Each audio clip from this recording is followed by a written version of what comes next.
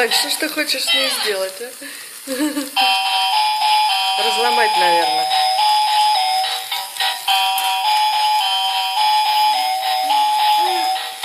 Все, устал?